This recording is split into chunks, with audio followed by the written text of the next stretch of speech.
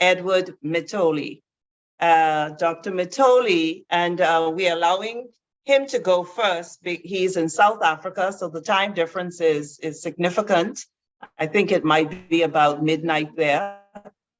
And of course, there are sometimes significant challenges with load shedding and power and internet connectivity. So since he has made it on, we would like to allow him the privilege of leading this conversation. And so I'll share a little bit about Dr. Mitoli for those of you who may not know him. He was born in Malawi and is a Pan-African revolutionary and decolonist, the most powerful proponent of the African liberation movement today, as well as the foremost Black political thinker of our time. He is a speaker, he speaks truth to power, he's a social spiritualist and organizer of campaigns such as the Oppressive Curriculum Must Fall and Africa Unite. He's formerly a professor of development studies of the University of South Africa, and currently he is serving as Dean of Faculty of the African Renaissance Studies at the University of the State of the African Diaspora. So we would love to welcome Dr. Mitoli. You have the floor.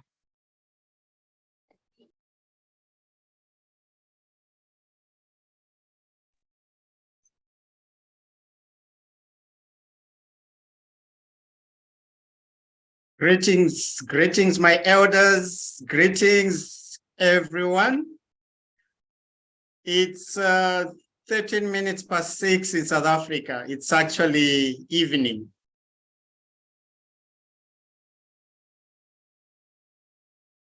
I will kindly grant me some co-hosting credentials so I can share my screen. I have done that, yes. Thank you. Your request. Thank you.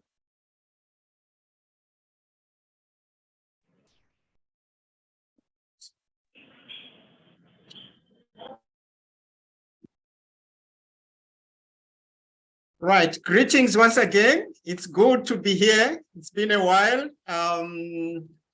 I've been away for some time because of circumstances. I was involved in some research and I had to travel, but now I'm back. It's very exciting to be here and to be meeting with my elders and my colleagues here. I see Honorable Vimbai, the Minister of Education, is here. Greetings, Honorable. Yes. Yeah, African spirituality, African cosmology. It's not an easy topic. It's not a simple topic at all. It's a very challenging topic because of the implications of spirituality and cosmology, especially when it touches on the African and the diaspora. When we go back in time, we find that Africans really did not identify themselves as religious people. Africans considered religion as part and parcel of their everyday living. There was no distinction between everyday life and spirituality. That's why we usually refer to African spiritual life as African spiritual science, because for the African, science and spirituality were one. There was no clear distinction between science and spirituality, and Africans were the first people to successfully merge science and spirituality. So when we talk about cosmology, it's actually the way Africans perceive their world and make sense of their reality. So the way Africans perceive their world, the cosmos, the universe, and the way they make sense of their cosmological assembly. So that's cosmology. And spirituality is a key component in the African cosmological worldview. So when we talk about the African universe, it's actually our cosmology. It's actually the way we perceive our world. So the universe and our worldview are one. So when we talk about our worldview, we are talking about our universe. And it's very different from the way we perceive the world today.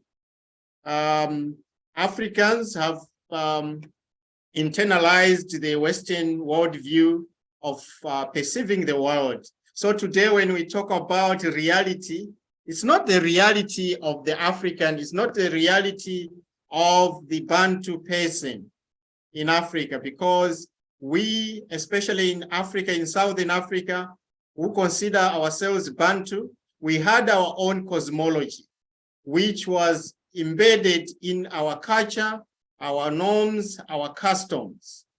Today, I will dwell, because the topic of African science, African spirituality and African cosmology is very huge.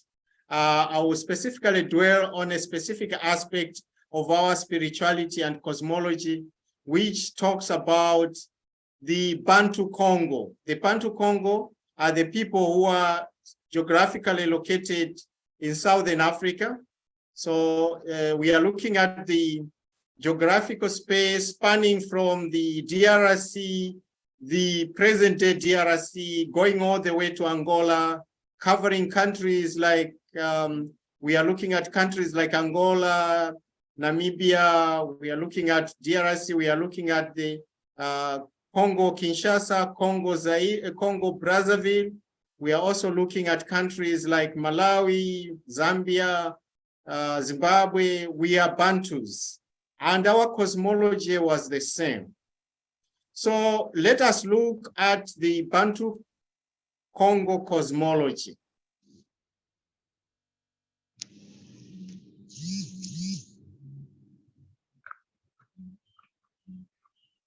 Our cosmology here in Southern Africa basically looked at a man. It looks at a man as a second sun. So as the earth is revolving around the sun, the man, who is called Ubuntu, is also revolving around the earth. So as a second sun, he rises, that is birth. When he is born, it means he has risen and he has to grow. To grow, he has to revolve around the earth. And then he sets. When he sets, that's a time when he transitions. So he has to rise as the sun does in order to color. So to color is to be, to become, to light fire. So in the Congo worldview, to color is to grow up as a man. You have to grow up. So that's the time he's revolving around the sun. And when we talk about lighting fire, that's the time he has to be of significance to his community. So lighting fire means being of significance, impacting the lives of the people in the community. So a man has to rise and he has to become, and then he has to light fire. So the Kala and Kalazima concept itself is associated with blackness. Kala, in most of the Bantu languages, also means the ashes, the charcoal. You remember when the wood is burnt, we create something that is called charcoal. That's color. We call that color. So color is associated with blackness and is used as a symbol of the emergence of life. So the color itself is the emergence of life. So when a man rises, he portrays that universal concept of color. He has to grow up as a man.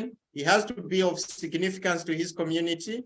He has to derive value, and he has to be of use to the community. So in a sense, he is emerging. He is emerging. So the physical world is actually called Kunseke. The physical world is actually called Kunseke, and the Ngunzi, that's a spiritual man. When we say Ngunza, is a spiritual man. The spiritual man is associated with the forces behind this concept and this process. Kala is the strongest will of Muntu and his existence as we meet it in his daily expressions. So Kala is the strongest will of Muntu. So a man must have a will to become something of significance to his community, and also to impact the lives of others in the community. So there is no way a man can be a man without the community. So this concept of community is embedded in our cosmology and in our spirituality. There is no way a man can be a man without the others. So Kala Bamuntu is be a human being, be a helpful being. So the worldview of the Westerner, when he talks about human rights or the individual, is very different from the concept or the worldview of the African.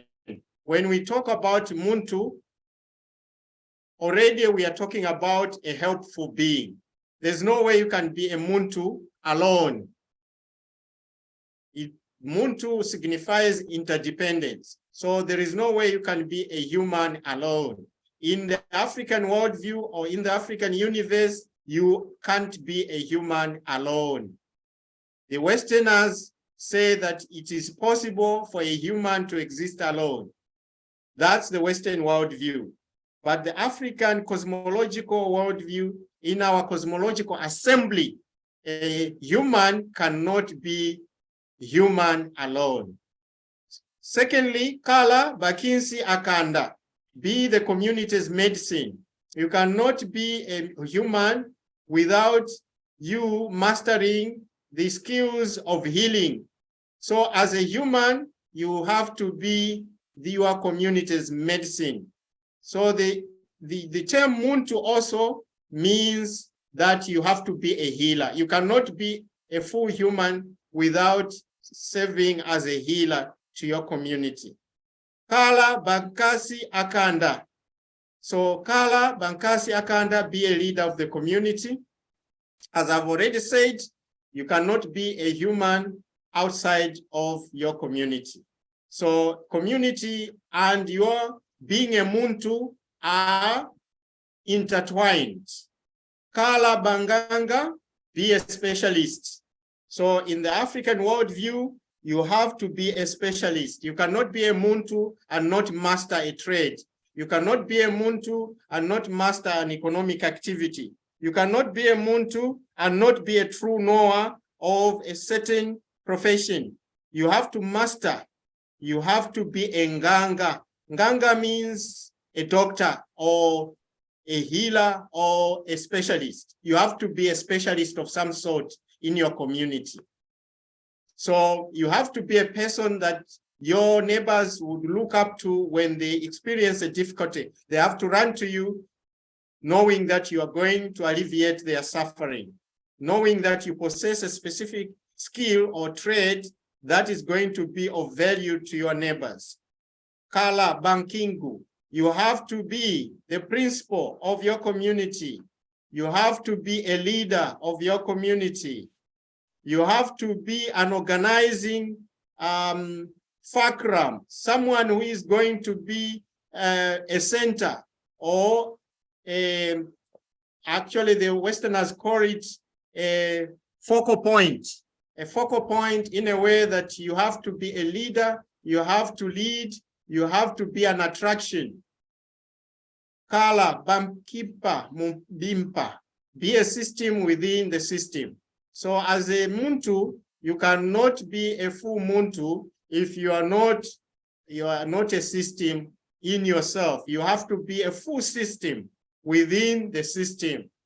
So the reason we say muntu ngumuntu ngabantu, that you cannot be a full human being alone. You have to be a system within a system.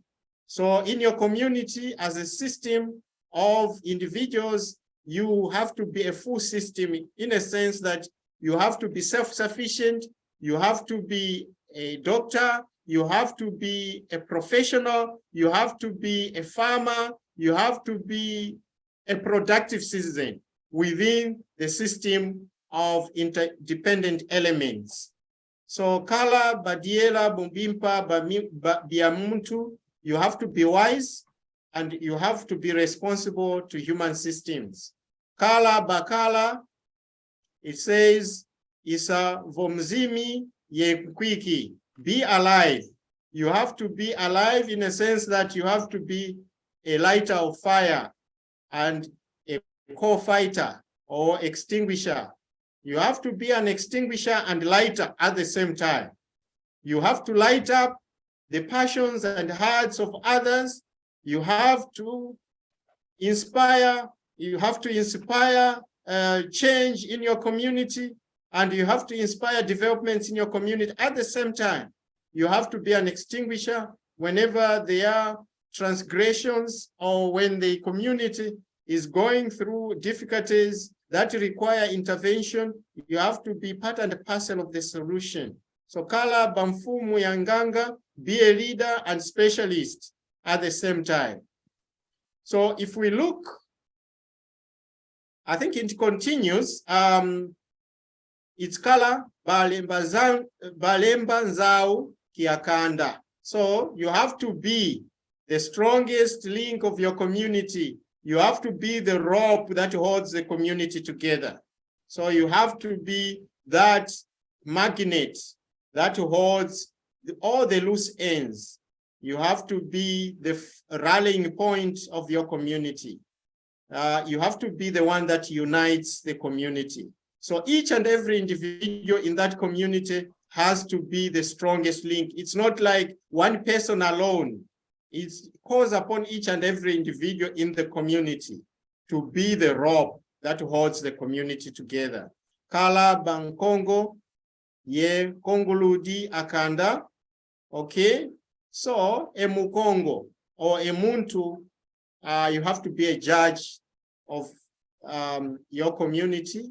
As a judge, it means you have to master the wisdom of the ancients. You have to possess the wisdom that enables the community to move in the direction of prosperity. So as a judge, you have to be wise enough to judge between conflicting or warring factions in the community and bring them to reconciliation.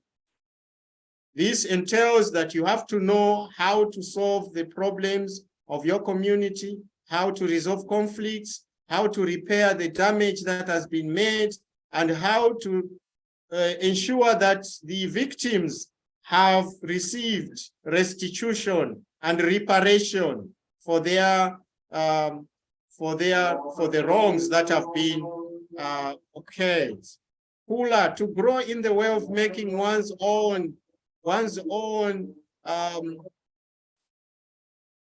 developments, to develop, to mature until reaching the pinnacle of leadership and be able to exercise it. So Kula is a word in our Bantu languages that signifies growing up. So as a Muntu, as a human, in our worldview, in the African worldview, in the spirituality of the African, is to grow up. You cannot be a Muntu without growing up. In other words, you cannot continue to display behaviors of a small child when you are expected to serve your community as a grown man. Being in the leader's place is to be in the position of authority and power. The Kala, by the process of growth and manhood, or becomes Tukula. So the process of growth, in the process of growth, it becomes Tukula. So in our languages, in the Bantu languages, when we say Tukula, it means you are growing up.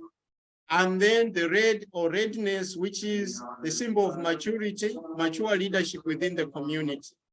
So as you see, we go back to the concept of lighting fire.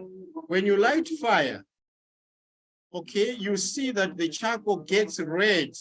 That red is a symbol of inspiring change in your community, inspiring development in your community. So sometimes we see red, and sometimes we are scared because of the fiery, the rage of the fire.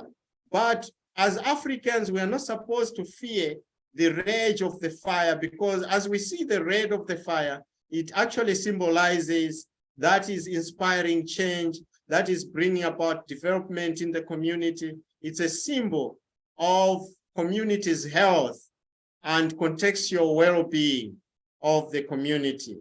And that symbolizes mature leadership within the community. So you have to cooler. When you cooler, you light up fire and you become a leader of your community.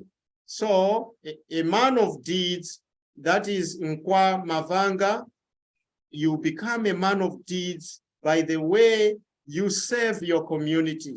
So a leader is not a leader if he cannot serve his community. The collective, its leadership through the process of growth allows for social and community development. That step, Kala Tukula segment, representing the presence of the positive one in the upper world. So Kunseke is the upper world. Okay, that is the living world.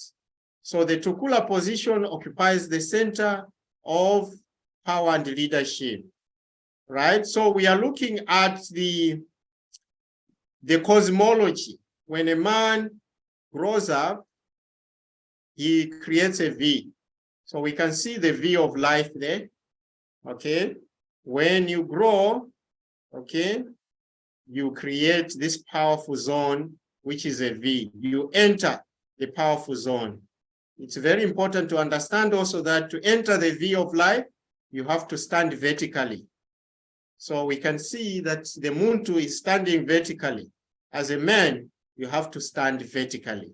That's our cosmology in the African worldview. We consider a man to be a vertical man. So you have to stand vertically. You have to enter that V of life. Okay, so after entering the V of life, what happens?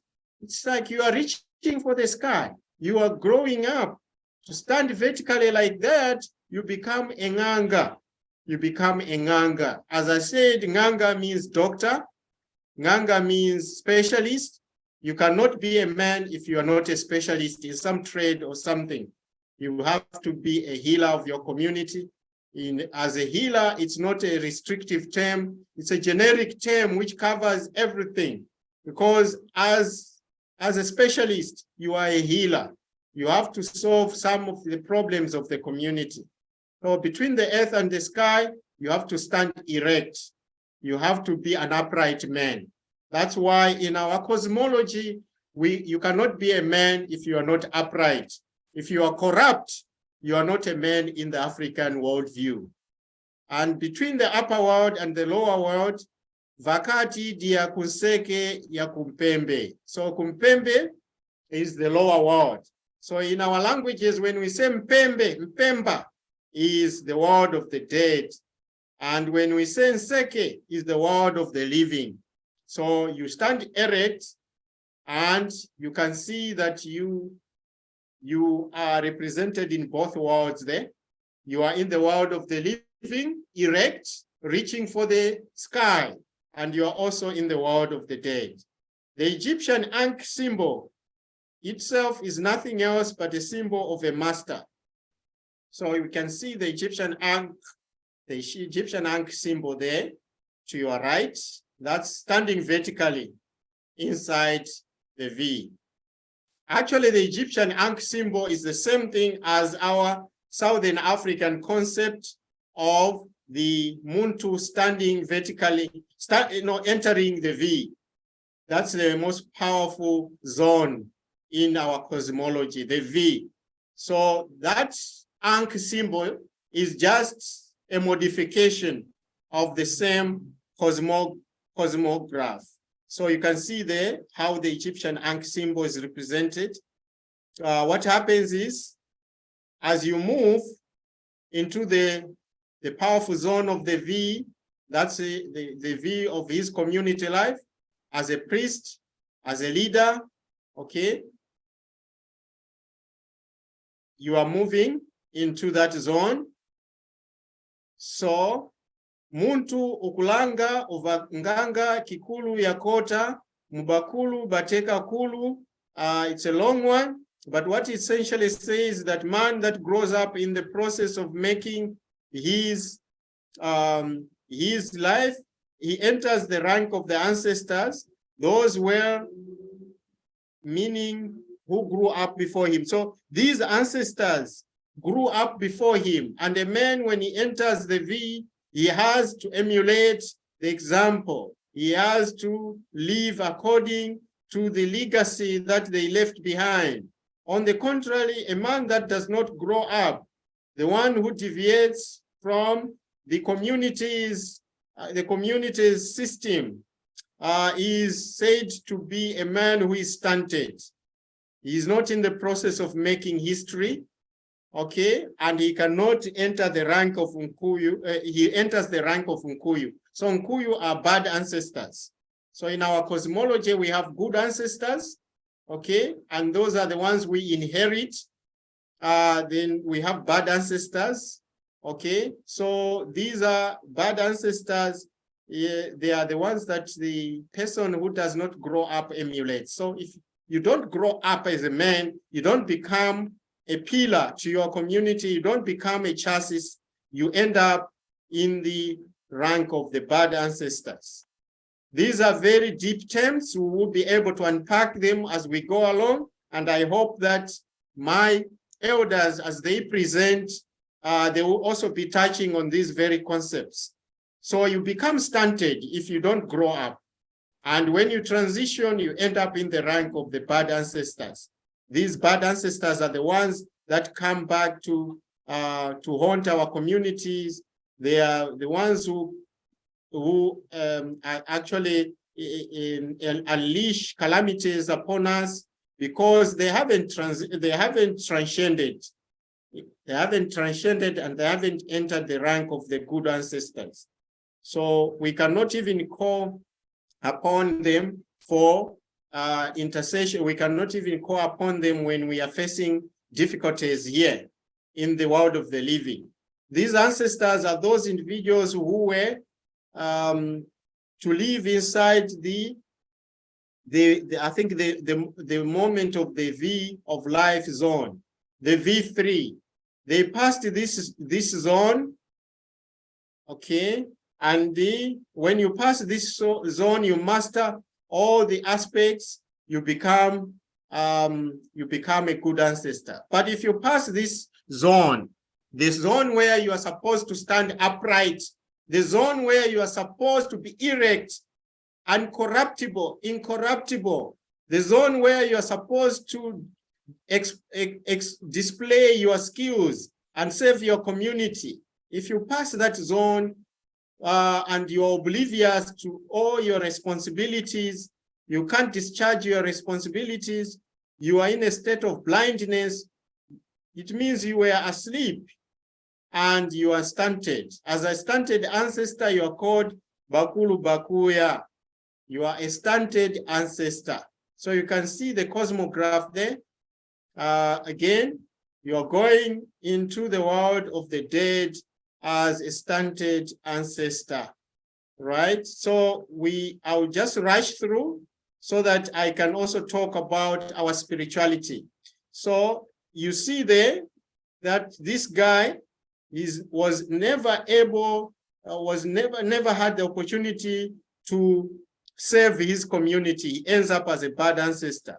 After the Tukula step, man must descend into the deepest world.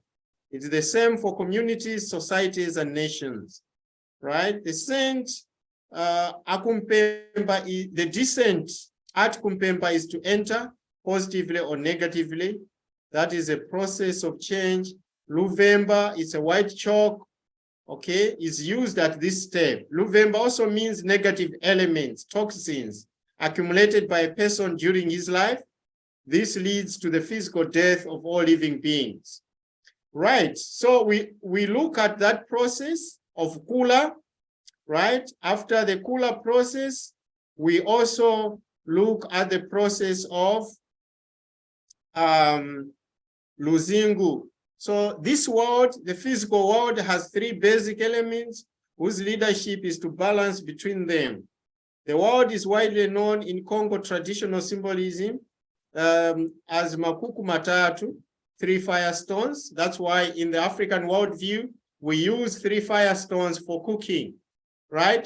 If you visit our communities in Africa, in Southern Africa, you see that in most of the villages, we use 3 bricks, like 3 stones for cooking.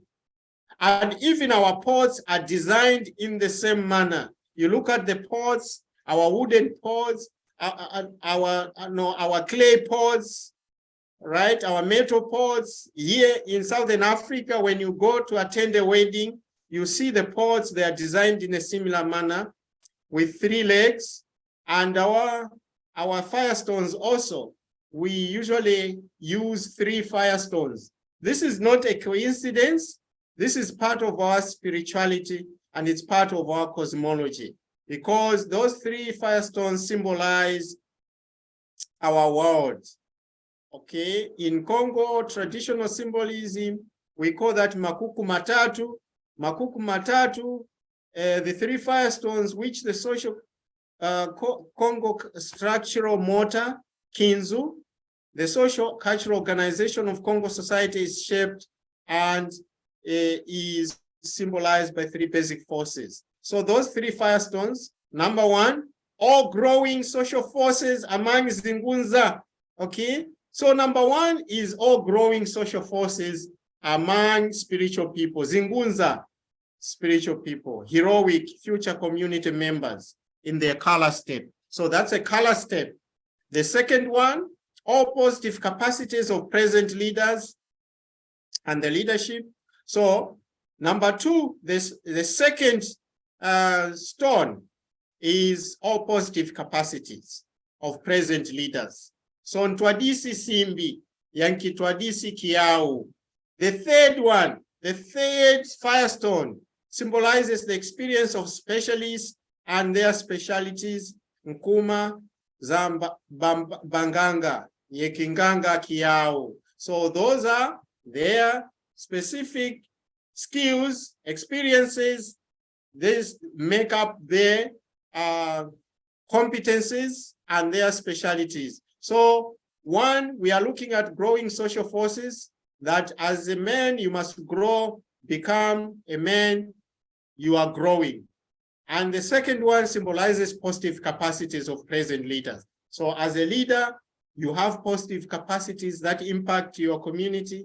And the third one is that of the experience of specialists. So all the healers you have in your community and their specific specializations. Those are the 3 firestones. So it's not a coincidence that in African homes, we have 3 firestones that are used for cooking and that are used in our cuisines and our kitchens.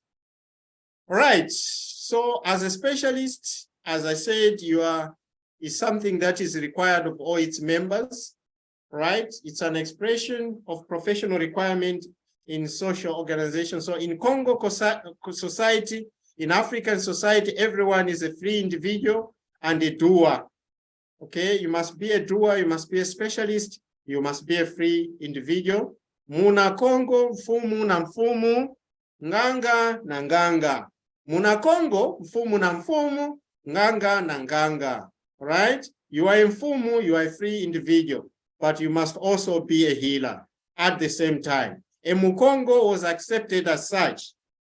Okay, as a nganga in his community, if he only He could be a doer of something for the well-being of the community, right? As I've already said, you cannot be a human, you cannot be a Muntu here in our worldview if you do not have a speciality, if you do not have a specialization, a specific skill that is of use to your community. So in a sense, we are saying that the concept of human and the concept of Muntu or Boto, here in South Africa, we say Boto or Muntu. It's different. Human cannot mean Muntu. They are two different things. For the Westerner, a human is a generic term for everyone. A human, you are a human. But in our worldview, a Muntu is more than a human. A Muntu is more than a human. It's 100 times more than a human, because you have to be a Nganga. You have to be a Nganga. You have to be a leader. You have to be a rope that holds the community together. You have to be a leader, and you have to be someone who is incorruptible as a leader. So most of our leaders today in Africa do not qualify to be a Muntu in our African worldview. Do not qualify to be a Muntu. In our worldview, before the corruption, before the invasions, we qualified because we adhered to these principles, where a Muntu had to be a system within a system.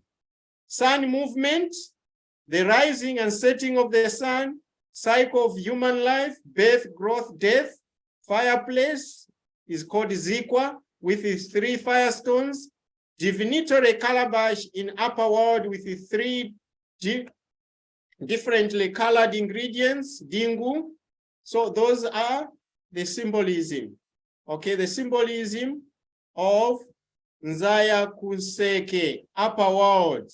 The upper world is symbolized by the sun movement, is symbolized by the cycle of human life, which is birth, growth, death. As we saw in the cosmograph, you saw a man has to rise, birth, grow, stand erect in the zone, in the powerful zone, the V zone, and then he has to transition and become a good ancestor. So the fireplace, symbolized by its 3 firestones, divinatory calabash, this one is part and parcel of our worldview. There has to be a divinatory calabash. You know how a calabash looks like in Africa. So in the upper world, a calabash is not an accident. It's part and parcel of our cosmology. And these calabashes have to be colored in 3 different colors. Okay, it's called Dingu. In Southern Africa, in Zimbabwe, Zambia, Malawi, they call it Dengu. Dengu. So that's a divinatory calabash. According to the author, Bachikama, also a Mukongo, Makuku, Matatu, the 3 Congo mother provinces, okay, only date from the 13th century to the present time, is to be linked to the Bantu Congo worldview. So Makuku Matatu is a very powerful concept in our cosmology. Okay, the Bashikama concept of Makuku Matatu, right? According to Bashikama, is incorrect. Makuku Matatu, which means the 3 firestones, is linked with the Congo worldview through its presence in Congo cosmogram. Okay, so we will go and look at the cosmogram again. Okay, so the cosmogram, as you can see, we have negative, positive, positive, negative. After crossing the Kalunga line, we see the Kalunga line is the center line. That's the line that crosses the circle. the doorway towards Mpemba, that's lowest world, the world of the dead, right? Grows up to in order to reach the position of the Sona, okay? So as you see there, the growing up that happens in the upper world, it happens also in the lower world. So the world of the dead, when you enter that world, okay, you go through a process. That's it's a position of Musoni. When you enter there, you are no longer in the V zone. You are in the position of Musoni. Okay, right. So because of time, I'll rush through. At least we have an idea of how the Congo cosmology works.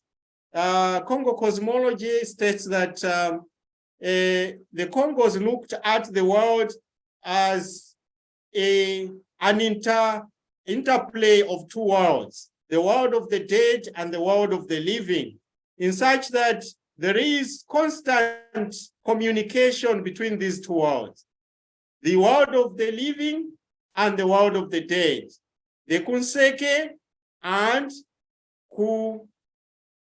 Kumpembe. So the Kumpembe, they are communicating with those that are in the Kunseke.